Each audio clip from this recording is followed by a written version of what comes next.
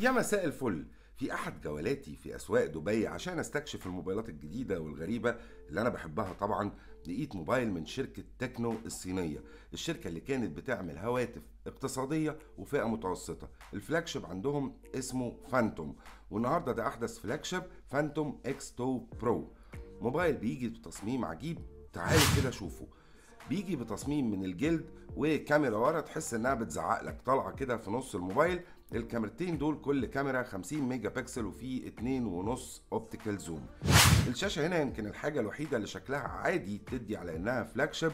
شاشه بتحديث 120 هرتز ريفريش ريت، وشاشه من نوع اموليد و500 نتس شمع اضاءه.